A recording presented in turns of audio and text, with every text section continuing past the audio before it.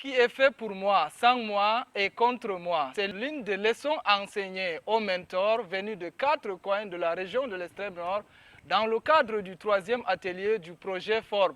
Le 3e atelier qui porte sur la pratique de la communication collaborative en communauté. Un 3e atelier qui se déroule à la procure des missions du diocèse de Maroua Mokolo dans laquelle la roue vous accueille. Cette fois-ci pour une nouvelle édition qui va porter sur la sécurité humaine collective. Sécurité humaine collective, c'est l'ossature de cette émission que nous allons enregistrer en direct donc de la procure du diocèse de Maroua Mokolo avec, vous le voyez, les mentors venus des 4 coins de la région de l'extrême nord. Est-ce que les mentors sont là? Oui. Bonsoir mentors. Bonsoir. Voilà, mesdames et messieurs, nous revenons sur ce plateau après la page en couleur.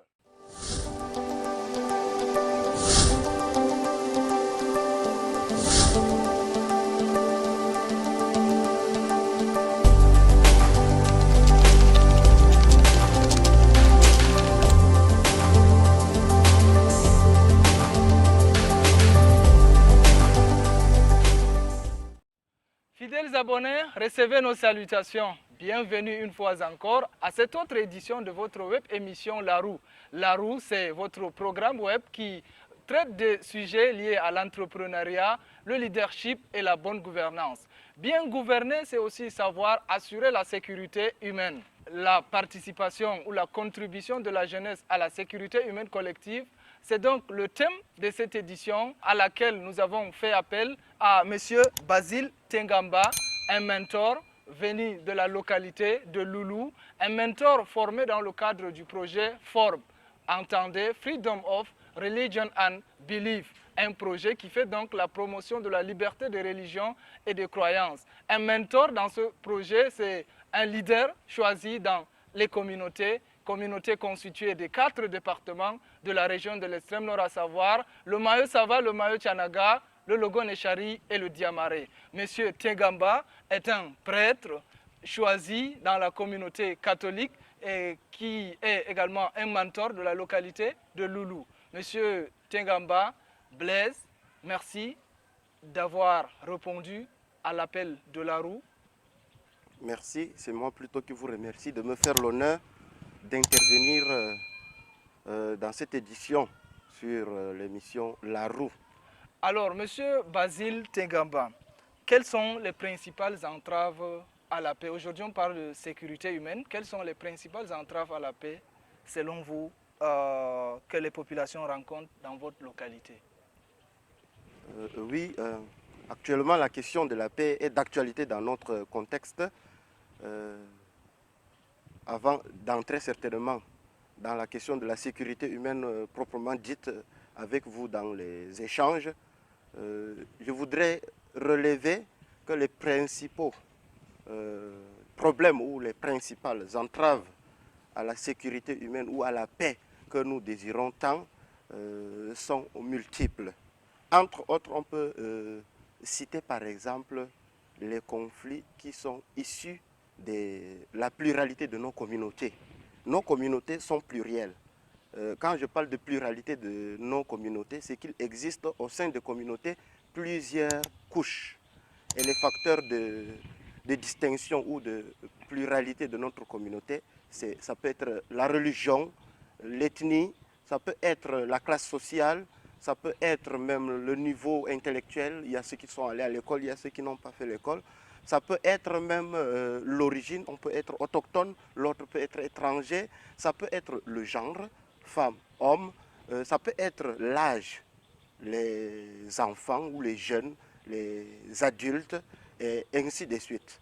Ça, c'est un premier problème. L'autre problème, c'est aussi, toujours même lié à cette pluralité, on enregistre par exemple des conflits interethniques, interreligieux. Surtout actuellement, à la période des récoltes, le conflit le plus récurrent qui est basé sur la pluralité de nos communautés, c'est le conflit agro-pastoraux. Les conflits agro-pastoraux sont récurrents parce que maintenant c'est le moment de la récolte. Les agriculteurs sont parfois contraints de récolter rapidement parce que les éleveurs laissent les animaux en divagation. Et si on ne fait pas vite, on va voir la plantation dévastée. Donc il y a conflit entre agriculteurs et éleveurs du fait de la différence de leur ethnie. Pas du fait de la différence de leur ethnie, parce que c'est deux groupes sociaux différents. Il y a d'un côté les agriculteurs, de l'autre les éleveurs. C'est deux métiers différents. C'est le métier qui fait la différence ici. Ok. Le métier, c'est aussi un facteur de différenciation, Et c'est un facteur également de de prise, conflit. de conflit. Oui, quand il est mal intégré. Autre entrave à la paix qu'on peut relever,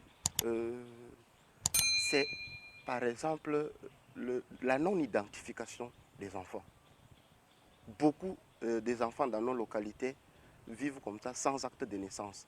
Et par le fait même, n'ont pas l'accès à certains privilèges. Parfois, avoir la carte d'identité. Quand tu n'as pas l'acte aujourd'hui dans le contexte du Cameroun, il est très difficile, voire impossible de se faire établir une carte nationale d'identité.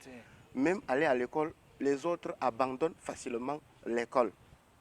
Ça, c'est ce qui est récurrent. Mais si on élargit le contexte, puisque nous sommes dans la région de l'extrême nord, on ne peut pas aussi ne pas parler de la question du terrorisme qui est encore revenu en force ces derniers temps à la frontière. On pense notamment à ceux qui sont du côté de Tourou, de Mozogo là-bas, où il y a des incursions, j'allais dire 3 fois en moyenne par semaine. Dans ce contexte-là, quelle est la place que doit occuper la jeunesse pour assurer la sécurité et la paix? Dans ce contexte, ce que la jeunesse peut faire comme action dans le sens de la promotion de la paix, c'est déjà de prendre conscience qu'ils peuvent faire quelque chose. Parce que parfois, on peut rester en retrait et penser que nous sommes jeunes. On vit avec un complexe d'infériorité et ne pas s'engager.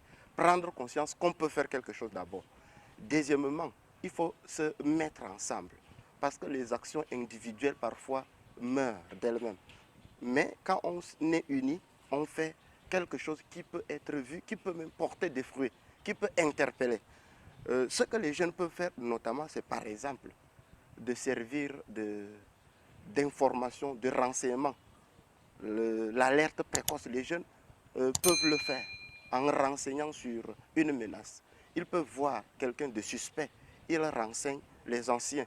Ils peuvent aller vers l'autorité, ils peuvent aller vers les forces de défense et de sécurité qui sont sur place pour les alerter. Aussi, les jeunes, dans un contexte pas seulement de terrorisme, mais dans un contexte de manque d'actes de naissance chez les jeunes, dans un contexte où il y a les conflits, on peut procéder à des sensibilisations. On peut aussi faire des activités qui peuvent être des cadres de rencontres pour essayer, par exemple, de dépasser certaines divisions. Un tournoi de football, c'est banal, mais parfois on oublie qu'on est musulman, qu'on est chrétien, qu'on est de telle ethnie, de telle autre. Mais parfois, quand on est dans une équipe, ce n'est pas l'ethnie ni la religion qui nous met dans une même équipe. Un chrétien et un musulman peuvent jouer dans une équipe. Et parfois, ce que les jeunes peuvent faire comme ça peut rassembler le village. Le football, c'est un sport qui est un outil important de rassemblement et peut-être même un cadre aussi de sensibilisation par le fait d'être même ensemble, sans parler. On entend assez parler de sécurité humaine collective. Pouvez-vous nous dire à nos abonnés à quoi renvoie ce concept? Merci. La sécurité humaine collective. Je dois signaler qu'il y a aussi, à un certain moment donné de l'histoire, eu une révolution dans la manière de comprendre même la sécurité. L'addition des deux mots, humain et collectif, fait la spécialité. Avant, on pensait que la sécurité consistait en des questions militaires, que ça concernait seulement les États. Il fallait protéger les frontières des agressions militaires et c'était tout. Mais aujourd'hui, on a compris qu'à l'intérieur d'un État sécurisé aux frontières, on peut être en insécurité. Pourquoi? Parce que la sécurité n'est pas la sécurité d'un institut, mais elle est une démarche qui peut être basée sur au moins 4 principes. Premièrement, elle est centrée sur la personne humaine. Elle est centrée sur la personne humaine. Deuxièmement, elle est orientée vers la prévention. Troisièmement, elle est spécifique à un contexte. Il n'y a pas de sécurité humaine désincarnée. Ok. Elle est contextuelle. On parle de la sécurité humaine dans la région de l'extrême nord, par exemple, ça ne sera pas la même chose dans la région du nord, parce qu'ils ne vivent pas les mêmes problèmes. Maintenant, la sécurité humaine, en quatrième position comme principe, est holistique, a une démarche holistique, c'est-à-dire globale. Elle prend toutes les dimensions de la vie humaine. Elle prend tout l'homme et tout homme. Elle est basée sur 7 choses, ou bien elle prend en compte 7 éléments dans cette vision globale. Premièrement, il y a la sécurité économique. La pauvreté, c'est une menace à la sécurité économique. Il y a la sécurité environnementale à laquelle on peut ajouter climatique, parce que ça va de pair. Les catastrophes naturelles, les inondations, c'est des menaces à la sécurité environnementale. Il y a la sécurité personnelle. Il faut protéger la personne. Les agressions, le terrorisme touchent à la vie des personnes. Ça menace la sécurité personnelle. Il y a la sécurité communautaire. Nous avons dit dans la question précédente que nos communautés sont constituées de plusieurs composantes. Ces composantes peuvent entrer en conflit et ça brise le lien de la communauté. On est en insécurité. Un autre aspect, c'est la sécurité alimentaire. Quand on n'a pas à manger, on est en insécurité. Quand on a faim, la famine, c'est des facteurs d'insécurité au plan alimentaire. Il y a la sécurité sanitaire, la maladie. À l'heure actuelle, nous sommes en insécurité à cause de la pandémie, de la Covid-19. Et puis, il y a enfin la sécurité politique. On peut être victime de répression politique. On n'est pas libre parfois d'exprimer son choix dans les suffrages universels. Tout ça, ça constitue des domaines de la sécurité humaine. Nous rappelons à ceux qui viennent de nous rejoindre que nous sommes ici à la procure de mission du diocèse de Maroua-Mokolo dans le cadre du 3e atelier du projet FORB.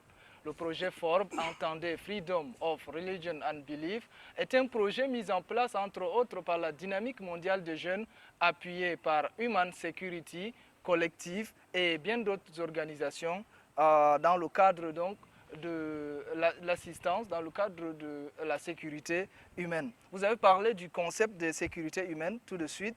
Comment le programme de leadership inclusif des jeunes a-t-il contribué à mieux vous approprier ce concept de sécurité humaine?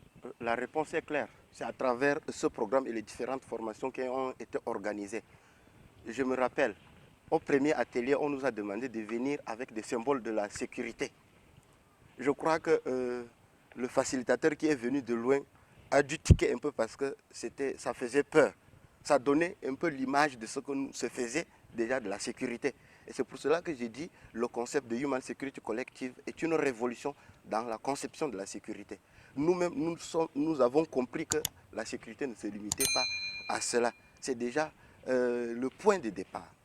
Après ça, lors de la formation, on a envisagé la sécurité humaine en considérant tous les aspects de la vie de l'homme. Il y a quelques outils qui nous ont été donnés dans le sens de compréhension du concept de sécurité humaine collective. Le premier outil, c'est la carte mentale. Se faire une idée de ce que notre localité est. On a eu des représentations de diverses sortes, des symboles même pour présenter et pour désigner à quoi ressemble notre communauté, recenser les différents problèmes qui minent la paix chez nous. On en a parlé à la première question. Et le deuxième outil qui nous a été donné dans ce programme, c'est la cartographie communautaire ou la carte communautaire, qui nous permettait d'identifier les ressources à partir desquelles on devait initier une théorie du changement qui nous a conduit dans le montage de projets. Au deuxième atelier, on a été initié au montage de projets. Oui. Voilà comment le programme de leadership inclusif jeune a contribué à nous approprier ou à contribuer pour que nous nous approprions ce concept de Human Security Collective. Ok, en dehors de ce que vous avez cité, la carte mentale, la cartographie communautaire, y a-t-il d'autres outils qui vous ont été communiqués, sur lesquels vous avez été formés dans le cadre de ce programme? Bon, nous sommes à une troisième formation ou à un troisième atelier de formation. Et je crois que nous sommes en train de découvrir avec beaucoup d'intérêt un outil important, la communication collaborative. Quand nous voulons être des acteurs de changement et que nous voulons décider, nous devons collaborer. C'est un outil. Parce que parfois, on peut être épris de changement. Et quand on a son idée à soi, on ne peut pas aller loin. On dit dans un proverbe que seul, on va vite, mais ensemble, en groupe, on va plus loin. Je crois que l'insistance sur la collaboration ou la communication collaborative, c'est aussi un outil. C'est vrai que dans les détails, on a vu des choses telles que la communication non violente, l'écoute active. C'est aussi des outils dans les sensibilisations qu'on peut utiliser pour contribuer à la promotion de la paix, et de la cohésion et du vivre ensemble. Ok, quelles sont les initiatives locales qui sont nées à la suite de ce programme? Je crois que chaque mentor, à la fin du deuxième atelier, est sorti d'ici avec un projet. C'est des initiatives qui sont nées. Prenons Et votre cas, moi, dans votre c'est localité. l'initiative qui est née à la suite de ces formations, c'est la mise sur pied d'une bibliothèque à Loulou pour les élèves. Loulou, c'est dans votre localité. Oui, dans la localité, c'est au sud du Diamaré. Ok, comment avez-vous procédé pour pouvoir mettre en œuvre cette bibliothèque? Je voudrais dire, comment avez-vous récolté les fonds? Quelles ont été les étapes? La bibliothèque est-elle aujourd'hui disponible? La bibliothèque existe aujourd'hui et elle est utilisée même si tout n'est pas encore réuni. Quant à savoir comment est-ce qu'on a procédé, où on a trouvé les fonds, je crois que le projet a été monté ici avec l'aide des facilitateurs, ici même au cours de la formation. On l'a monté, ils ont ajusté, ils ont adopté. Ils ont financé à moitié déjà le projet. Mais je crois qu'on a été obligé aussi de tendre la main ailleurs pour compléter parce que quand on a fait le premier approvisionnement en manuel scolaire au programme, on s'est rendu compte que c'était insuffisant. Il fallait tendre la main ailleurs. Et on a tendu la main, par exemple, à une organisation caritative d'obédience religieuse, Caritas Diocèse de Maroua-Mokolo, qui a contribué à couvrir maintenant. On a tous les livres au programme de 6e en terminale. Ok, ce sont des livres donc utilisables par Les élèves de oui. la localité de Loulou. Oui. Ok, merci beaucoup. Nous allons prendre votre dernier mot.